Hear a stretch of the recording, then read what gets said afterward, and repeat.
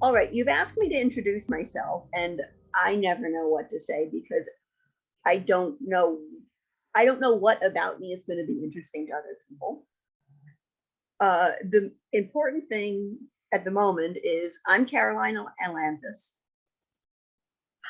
Sorry, I mumbled my own name. Caroline Ailanthus. I'd added an extraneous syllable. My name's hard enough for people. I don't need to make it worse. And this is my book, Ecological Memory, which we're going to talk about today. A couple of years ago, I wrote this book about the aftermath of a terrible global pandemic.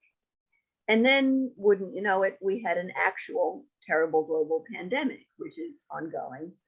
Not to the extent of the one in my book, which does in fact trigger the end of civilization. I don't think this one will. But still, for a while there, it was kind of like, okay, life's imitating art. What's going to happen?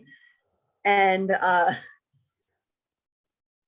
it kind of gave me this opportunity to compare my fiction to the real thing. I hadn't wanted that kind of opportunity, but you know, I've got it. So I want to talk to you about what that was like, the process of writing about a fictional pandemic, how it compares to the real one, and some of the things that we can learn from that. First, I want to introduce the book and its major characters, and then we'll dive into the other stuff.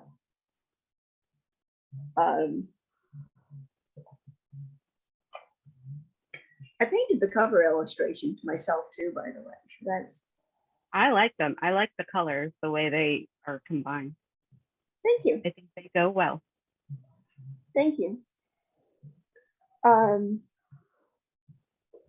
I'll start by reading the blurb. Elsie Rodriguez still can't remember how or where she survived the fall of civilization. It's been 20 years. All she has now is a few memories of the trees she played among as a child. Fortunately, Elsie is apprenticed to the brilliant and mysterious itinerant ecologist, Andy Cote. If anyone can figure out where the forest of her memory grew, he can. But Andy, too, is lost. When the old civilization fell, his son vanished.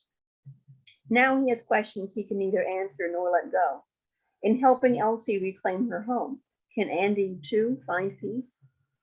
Part scientific detective story, part post-apocalyptic travelogue, Ecological Memory is, at heart, a tale about what happens after you lose everything. Now I'll read the first page or two. What's it like having hair growing out of your face? Elsie asked, as she watched her ecology professor shave in the shade of a hemlock grove. He paused and looked at her. You have hair growing out of your face, he said. You should know what it's like. Elsie's cheeks grew hot and she looked away. She was sensitive about her few chin hairs. But Andy didn't insult and he rarely teased. He probably just meant her eyebrows. She turned back and watched him shave again. He let her watch, ignoring her gaze, as distant and professional as if they sat in his classroom back on campus. She felt safe with him. She didn't know why. She never played the little kid except with him, but she couldn't tell if he liked or merely tolerated the act. Without his white stubble, he looked younger, but Elsie could not guess his age. Personally, he remained a mysterious blank. Professionally, she knew he was impressive. Dr. Andrew Cote was one of the few scientists left before the pandemic, and unlike a lot of survivors, he hadn't left his old career behind. Instead, he and a very few colleagues had fought to save data and scientific literature from failing computers, and then spent years reweaving professional networks and academic systems. 20 years later, he was still at it, crisscrossing the country on foot every summer. She planned to be an environmental educator, not a researcher, but she'd asked him to sponsor her application to the professional guilds anyway. Nobody knew more than he did about how science functioned as a human community, and nobody was better than him at explaining how to work with people. That, and she admired his simple, fearless doggedness. Everything else was a matter of rumor. People said he'd lost a wife and children in the pandemic, but of course a lot of people had. It was his refusal to discuss his family that lifted common tragedy to mythic status. Opinions split over whether he had remarried. Elsie had noticed traveling with him that he recorded video messages to someone every night on his little tablet computer. He didn't know she knew. She had overheard him once, just the tone of his voice, soft and gentle, and she had resolved to never overhear again. She'd defend him from anyone, if necessary, even from her own curiosity. She never asked him if the rumors were true.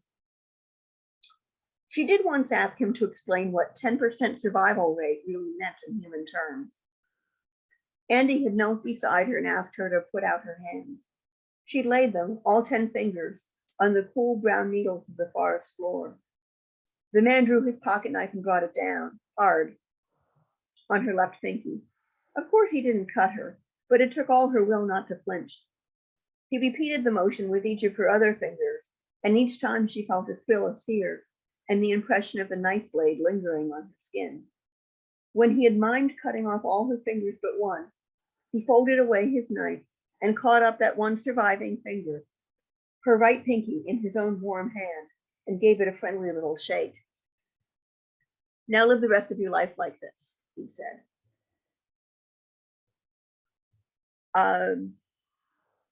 Now, I need to explain their pandemic to you. And the best way for me to do that is to let Andy explain it. This next passage is a little bit long. I'm going to read all of it because it also has some important world building and character building stuff. It will really give you an idea of what the book is like as a whole.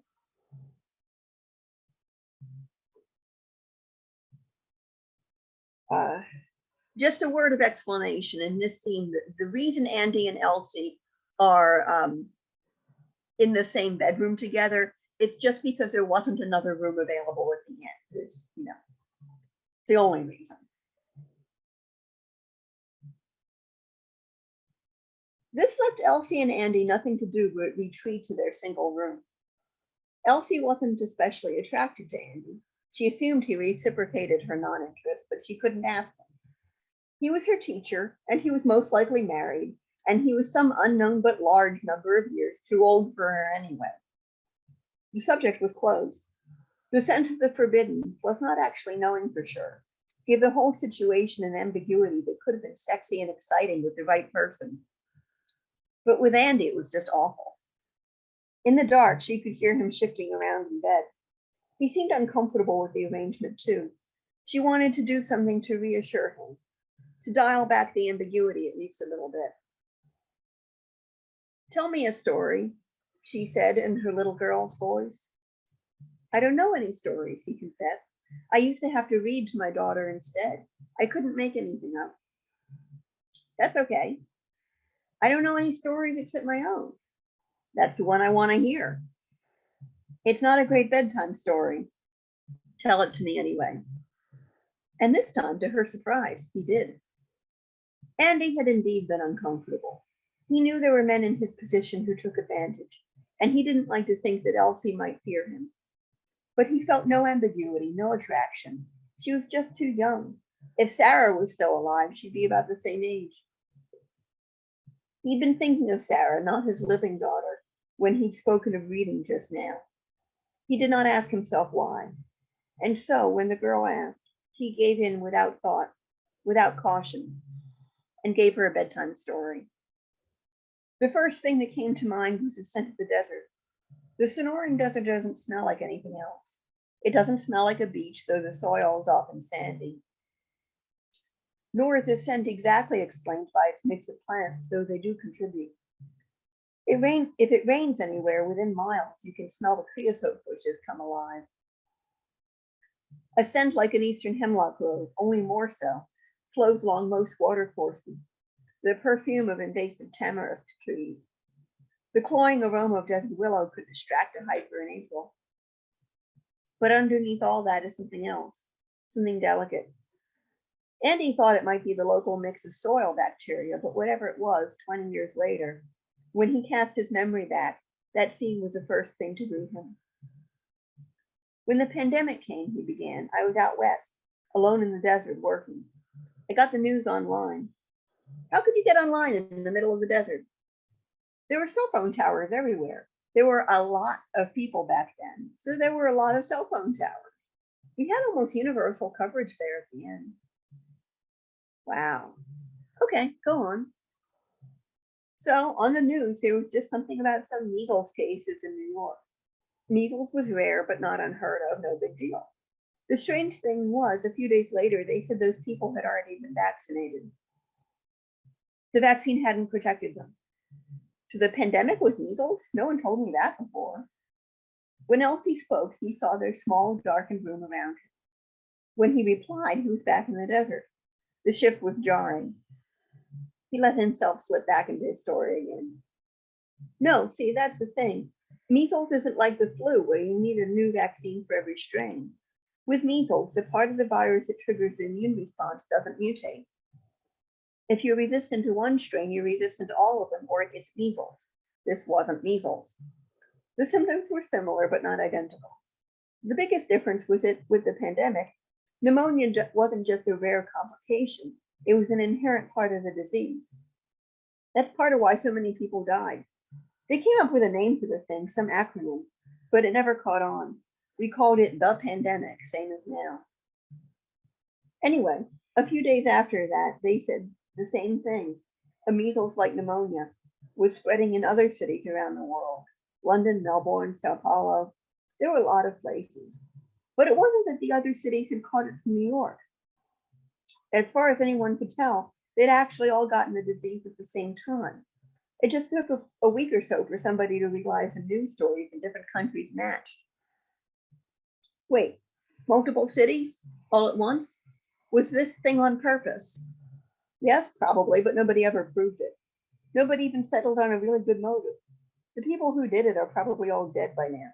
That's horrible. Well, yeah, it's a horrible story. Do you want me to tell it?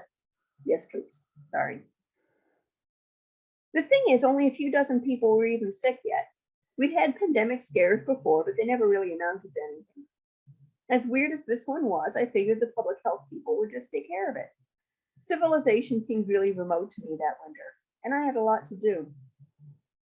I had to map out potential bat routes and nectar sources so I'd know where to put my interns during the spring migration. But I didn't know they were underestimating the scope of the disease. The public health services, I mean. A lot of people were misdiagnosed or just never sought help. And for the first week or so, there were no obvious symptoms. You just felt tired, maybe you ran a light fever. Nothing you go to a doctor about. But you were already contagious. So however many people the CDC knew were sick, there were always many more. And those extra people each infected an average of 10 more.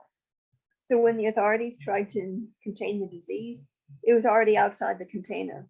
We never had a chance. But we didn't know, so I just kept doing my job. When I went into town for another month or so of groceries, I noticed people were freaking out, but that always happened with pandemic warnings, so I ignored it and went back out. But then my wife called me. She said the mystery disease, the pandemic, she said it was in Boston. It was in a lot of cities by then, Chicago, LA, Dallas, anywhere with a major airport. But we lived in Keene, right near Boston. And there were little satellite infections springing up in smaller cities and towns all over. Everywhere they screened, they found the pandemic already there. But she didn't call to tell me that. She'd assumed I already knew. She called to tell me not to worry about her, that she and the kids were fine, that I should stay out in the desert like a reverse quarantine for as long as I could so I wouldn't get infected. She'd heard the disease was in Tucson, right near me. She wanted me to stay safe. What did you say?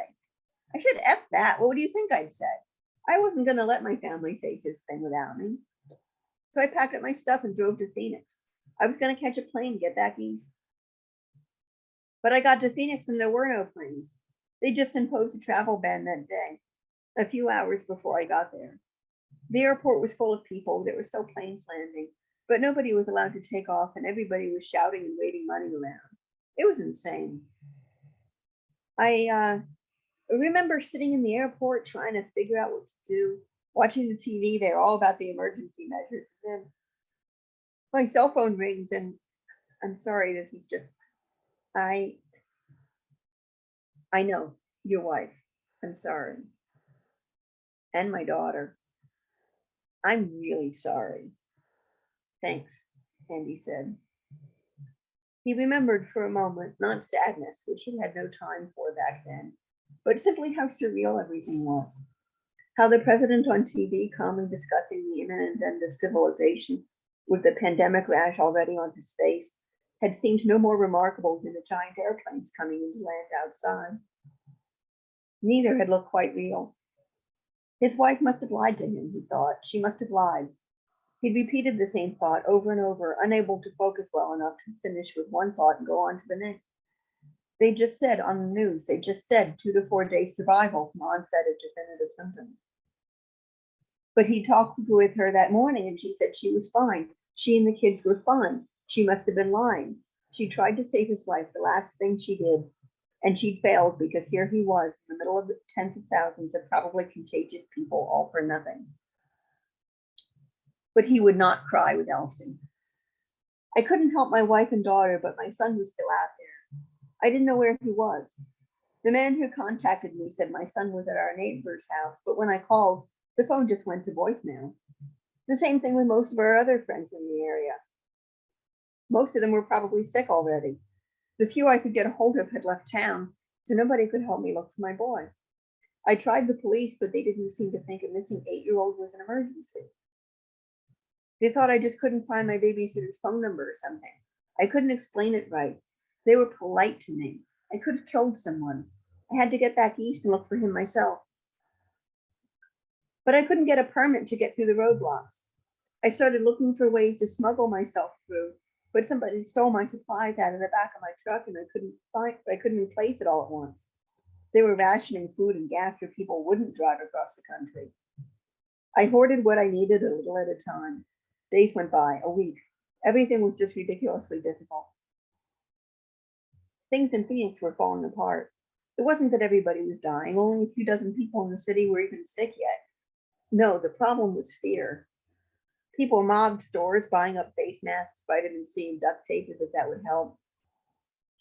They bought up hand sanitizer, but that was just alcohol gel, and alcohol doesn't kill viruses, only bacteria. There were public dispensers for it all over the place anyway. People just weren't thinking.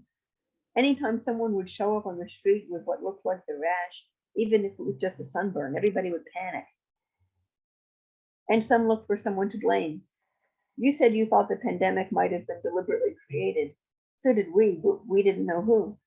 So some people guessed. It was a government conspiracy, it was the Chinese, it was the Arabs, it was white people, it was Mexicans. Mexicans? Oh, sure. There was a lot of tension because of the perceived competition for jobs between Anglos and Latinos, especially in the Southwest. And there were always people in this country who didn't like immigrants. Yeah, my mother told me that. Her parents brought her here when she was little without papers. Go on. The most ridiculous idea I heard was that Muslim terrorists from Syria or Iran had invented the virus and were smuggling it into the US inside infected, undocumented Mexican immigrants. Guys went out into the desert with guns. You know, it's funny, when I was your age, we were all obsessed with zombies. I don't know why. There were movies and books and stupid little games on the internet all about the zombie apocalypse. And then it actually happened. We were all the Walking Dead running around in desperate need of brains. But I still thought I was going to get out. I was going to be an exception. I was going to find some way through and go find my boy. Then I started coughing. I looked in the mirror and the rash looked back at me. On some level, I knew the pandemic wasn't a death sentence. Lots of people recovered. The real mortality was from what happened later. But I wasn't thinking survival statistics. I was thinking, that's it. I failed. I'm dead. I wasn't going to make it to New Hampshire. Even with a car, the trip took almost a week. The hospitals were overloaded by then, and they couldn't do much for you anyway. So I got in my truck and I headed north to the Grand Canyon to wait. I figured if I was going to die, I might as well do it somewhere pretty, away from the crowds. But then my stupid truck broke down on the way. I was starting to feel really bad at that point, really sick. And I thought, well, this is great. Here I am about to die on the shoulders of damn interstate. So I rigged up my tarp for shelter and privacy, crawled into the back of my truck, got my sleeping bag, and waited. Everything hurt. I couldn't breathe well. But the worst thing, I was bored. I couldn't sleep or even daydream because of the pain and because I was out of my head with fever. Time passed. I don't know how much. Then the fever broke. Breathing got a little easier. I sat up and it was like the fog had cleared. The virus was gone. But my lungs still felt awful. My truck still wouldn't start. My sleeping bag was soiled, just soaked. So I figured I was going to die of exposure.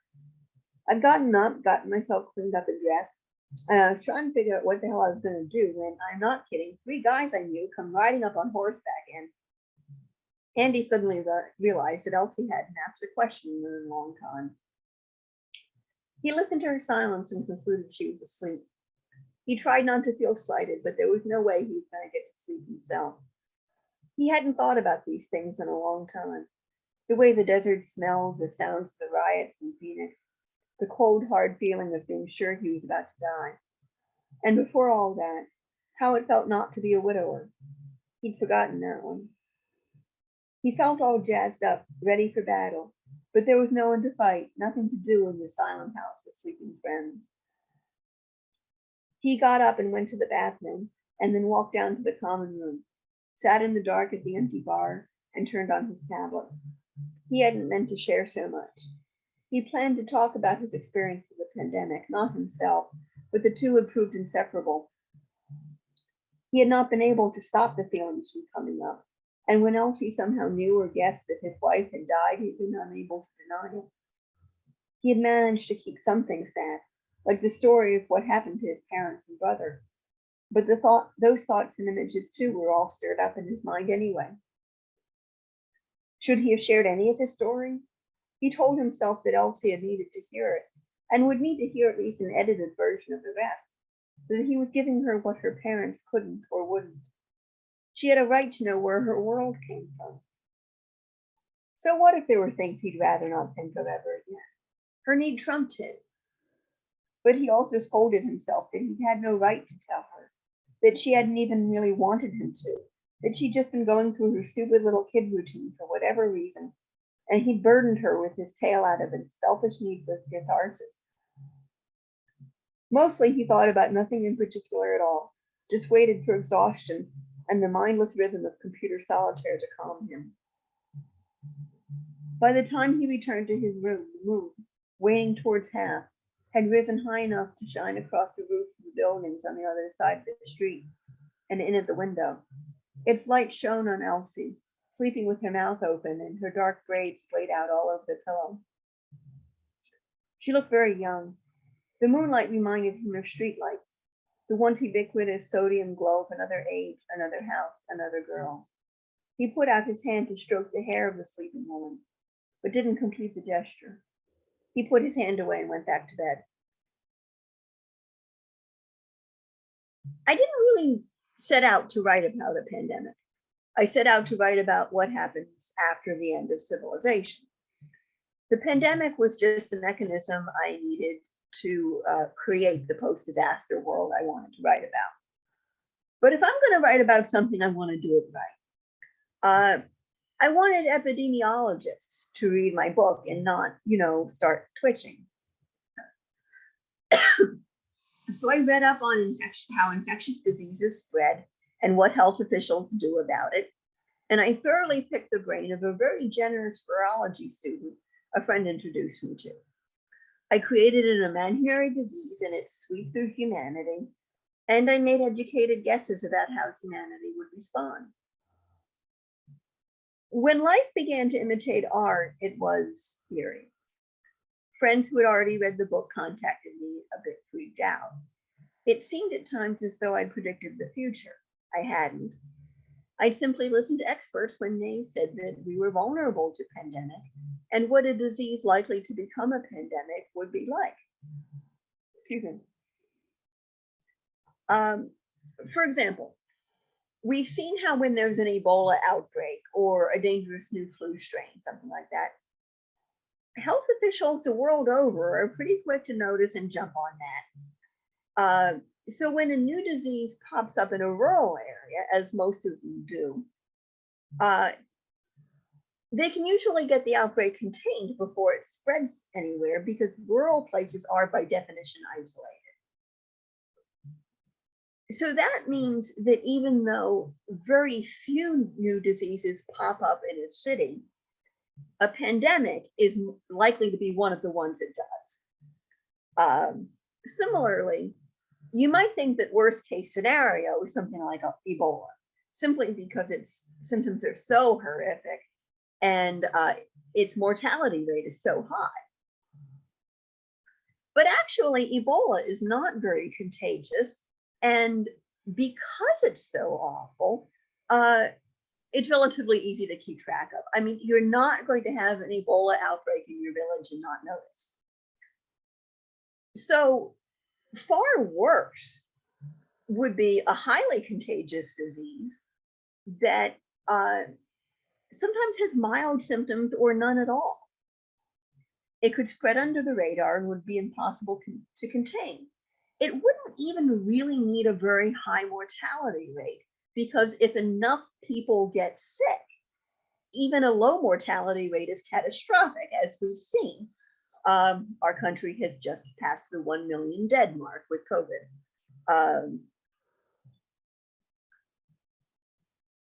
So I wrote about a respiratory disease that first appears in cities, becomes contagious before symptoms start, and is sometimes relatively mild. COVID-19 has the same profile, but of course it does. It had to, or this wouldn't have happened. The fictional disease does have a higher mortality rate than COVID does. Not the 10%, not the 90% implied by the passage I read. Most of that mortality happened in the aftermath, but still higher than COVID. But what really makes it end civilization is that it's far more contagious. Basically, what happens is everybody calls out sick at the same time, and the global economy permanently collapses. So having spent a couple of years imagining catastrophe, I might have let myself get really freaked out by the real pandemic, except that I knew what a disease had to have in order to pose an existential threat. And COVID, bad as it was not quite transmissible enough. There are advantages to being a stickler for realism. And one of them is that you stay a little bit more grounded when these sorts of things happen. Now, creating a plausible disease was one thing. Figuring out how society would respond was something else. The experts couldn't help me there. It's weird to think about now, but when I was writing this book, which was really only a couple of years ago, we hadn't seen anything remotely comparable to what I was writing about since 1918. Times have changed really fast for a lot of people. It's really bizarre. Anyway, so I had to guess. I guessed correctly about increased xenophobia and blaming. And I guessed correctly that there would be panic buying, although I thought it would be duct tape, not toilet paper that flew off the shelves. There were other things I got right too, but I overestimated the tendency to riot. I missed the way many people would pull together. I completely missed social distancing. And although the fictional disease, like the real one, is much worse for anyone with underlying health conditions and without access to good medical care, I didn't realize how that would translate into racial disparities. I should have gotten that one. I really should have. All I can say is I was naive, and frankly, I probably still am. So I started writing with a couple of goals in mind, but the story really evolved as I wrote it. and became about some new things that I hadn't been thinking of when I started. One of my initial goals was to explore the way how science is to actual scientists, an everyday thing in a shared frame of reference. But I knew that most of my readers wouldn't be scientists. So how do I make something feel normal to people it's not normal to? Part of the solution I developed was to have Andy and Elsie use their shared frame of reference, ecology, to talk about something that would be familiar to the readers, human interaction. I'll read you an example. Excuse me. If this were a movie, she said in a dreamy voice, you'd turn out to actually be my father. She was lying on her belly, chin in hand, kicking her feet idly. She was being 10 again. Andy looked up from his book for a moment. I think I know, he said dryly. Elsie was about to point out that, being a man, he might not. A man could father a child and not know, when she realized what such a comment would imply about his character. She shut her mouth. I'd also know, he had added, as though he could read her mind, if there was a possibility I might not know. Elsie's face reddened and she looked away. She would not apologize for thinking, however embarrassing the thought. Anyway, she hadn't meant that Andy was her dad, only that in a movie he would be, because movies are like that. He wasn't even her father figure, not exactly. She didn't know what Andy was to her, or what she was to him. She didn't even know for sure if she was important to him at all. The silence stretched out for a while. I have some articles on insect host plant choices, Andy said finally. If you want me to send them to you too? Sure. Somehow she had started to specialize in insects and how they interacted with human communities.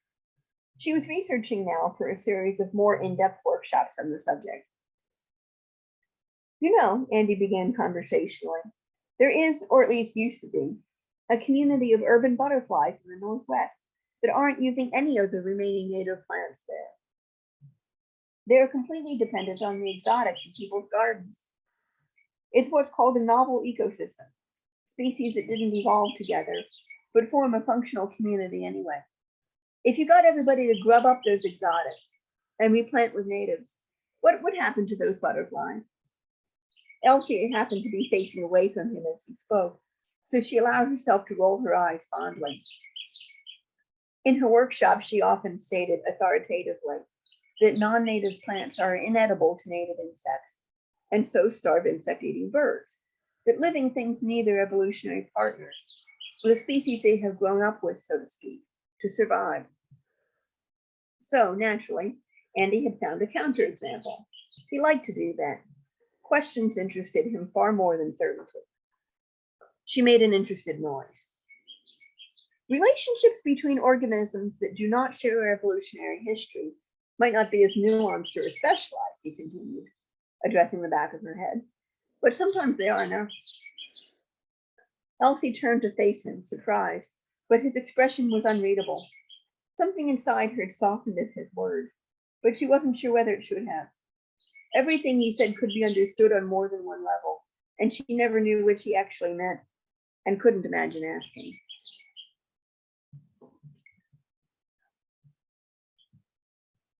But then, out of conversations like that one, evolved one of these extra themes, and it became one of the central themes of the book, to my surprise.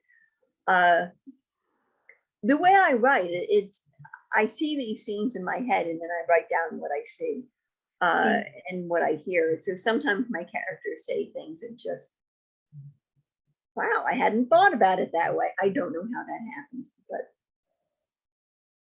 that's the way fiction writing works. Anyway, in this next scene, Andy says something that caused me to actually rewrite several scenes throughout the book to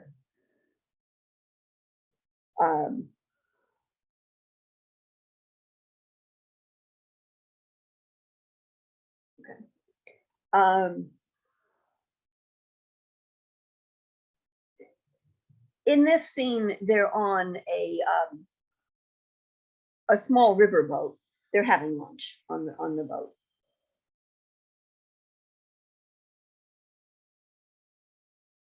It is good, Andy pronounced. Does it actually taste like fried oysters? Sort of, Elsie replied, a little. You've never had real oysters? No. He obviously thought the answer self-evident. Have you ever broken Jewish dietary laws? I break some of them often, but the laws I do follow, I haven't broken those since I rode east that first time. Why not? Why follow some laws and not others? I don't know. You like my mother, Elsie commented and took a bite of her roll. Excuse me? You're religious the same way. She says I was christened and she crosses herself sometimes, but she didn't object when I didn't want to be confirmed. She only goes to mass on Christmas and Easter. I don't think she prays anymore. So she's like you. She's religious out of habit. Andy leaned back and folded his arms over his chest. In my case, it's a little more than that, he said after a pause.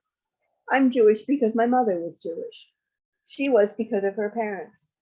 One of my grandfathers had the numbers, on his arm.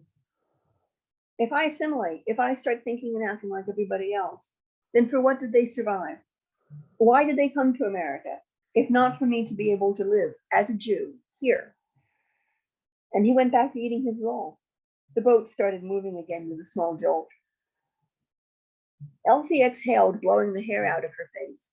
She was used to the shadow of the pandemic, but this, she'd read about the Holocaust in books. She'd never thought to find its legacy sitting across the table from her, sharing a basket of fries. Your family has been through 2 tragedies then, she said. I hadn't thought about that. Everybody goes through something. It's like hurricanes, she said after some thought. Oh? Yeah. The Great September Gale, the hurricane of 1938, Tropical Storm Irene, Hurricane Odette. You told me how to find signs from all of them. But those scars don't mar the landscape, do they? They create it. What you're talking about is disturbance history, Andy told her. Say, fire. People look at a wildfire, they think it's the end of the world. As he spoke, he noticed he had a blob of ketchup on the back of his left hand. It looked almost like blood. He put his roll down and used his ketchup hand as a sort of a palette, daubing a violently red spot into the middle of the table with his right index finger. And it is the end of the world, he continued, if your world happens to be encompassed by the particular patch that burned. Animals and plants die in fires. Sometimes people do. That loss is very real, but it is local in both place and time. If you pull back, if you look at the bigger picture, you see there are lots of little burn patches in various stages of recovery. He began dotting the table with lots of little ketchup blobs. Pull back far enough, and you see the fires are just a larger part of a complex pattern, like the lodge patches in the mountains, if you remember. He surveyed his work, and Elsie laughed to see it. He'd made a rather crooked and pointless smiley face. Now, notice his line. And it is the end of the world if your world is the patch that burned. The loss is very real. The larger pattern he describes doesn't make tragedy not tragic. He knows better than that. He lost family members to the pandemic, and his grandfather lost family to the Holocaust. There is no planet on which things like that are not just awful. But he's an ecologist. And the idea of apparent contradiction between scales is very important in some forms of ecology. What's going on at a small scale can appear to be the exact opposite of what's going on at a larger scale, and yet both are true, both are equally real, and in fact both interact with each other. So we're not using an analogy here. It's not like, let's pretend human beings are ecosystems. Rather, the discipline of ecology provides a certain perspective on how systems work. Ecosystems are systems, but so are human societies and even human minds. So studying ecology gives you a way of thinking about all sorts of things beyond ecology. And maybe that kind of perspective helps Andy to cope. It can help other people cope too. I'm not saying everybody needs to go study ecology. I'm not saying insights gained through science are necessarily the best way to deal with the slings and arrows of fate. I'm just saying that Andy's source of perspective and comfort is another example of something I covered in fiction that ends up applying in real life too. The reason why I know that is that right after I published Ecological Memory, like the month after, my sister died. She didn't have COVID, she had cancer. That's not really the point. The point is that there is no planet on which her death or the death of any loved one is anything other than awful. Knowing that there's a larger world, a larger pattern, doesn't take that away. But being able to regard both scales as equally and wholly real does make the scale that hurts a little bit easier to deal with. But I don't want you to think that my book is nothing but science, tragedy, and beautifully described landscapes, all right? Before we close, I want to read you one more excerpt.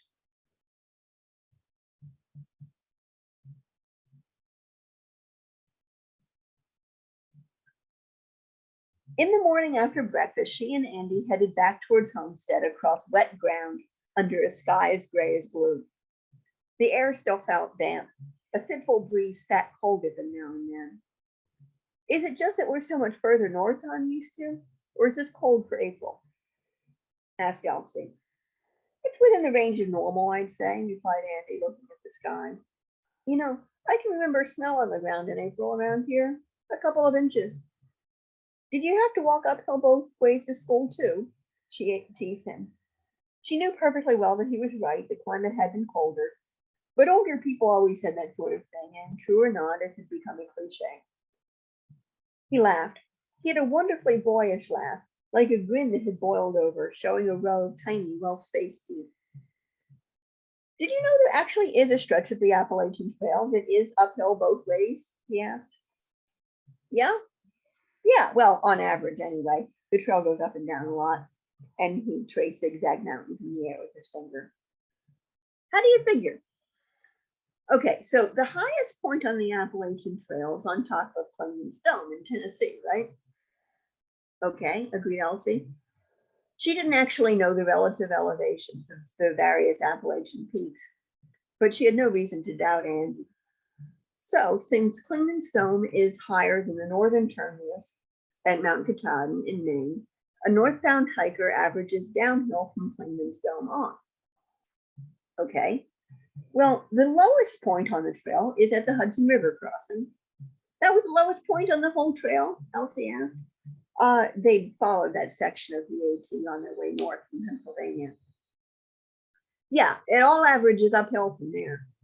But since the Hudson crossing is north of Clingman's Dome, that section is already averaging downhill for a northbound hiker. So the sectional trail from the Hudson River to Mount Katahdin is both uphill and downhill if you're heading north, and it's therefore uphill both ways.